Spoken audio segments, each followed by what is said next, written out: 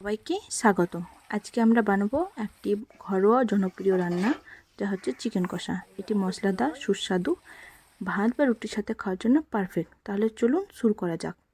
উপকরণ হচ্ছে তেল, শুকনো লঙ্কা ফোড়ন দিয়ে নিলাম, পেঁয়াজ, একটা পেঁয়াজকে ভালোভাবে আমরা ভাজতে থাকবো গোল্ডেন ব্রাউন হওয়া পর্যন্ত। তারপর একটা তেজপাতা দিয়ে দেবো। বাটা মশলার মধ্যে আমরা দিয়েছি আদা বাটা, রসুন বাটা আর একটু পোস্ত, চিনি দিয়েছি রঙের জন্য। তারপর ভালোভাবে খুন্তি চালাতে থাকবো। একটু জল দিয়ে দেবো যাতে মশলাগুলো ভালোভাবে কষিয়ে নেওয়া যায়।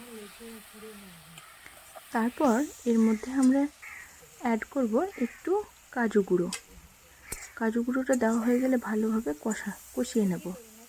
তারপর আমরা দেব ক্যাপসিকাম, স্বাদ মতো নুন।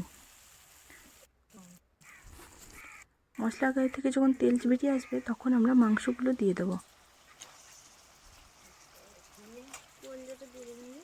মশলার সঙ্গে মাংসটাকে ভালোভাবে মিক্স করে নিন, যাতে প্রত্যেকটা মাংসর গায়ে মশলাগুলো ভালোভাবে লেগে যায়।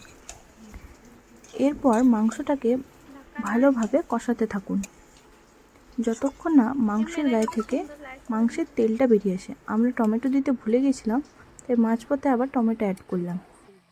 এরপর মাঝারি আছে 15 থেকে 20 মিনিট ঢেকে রাখুন, যতক্ষণ না মাংসটা সেদ্ধ হয়।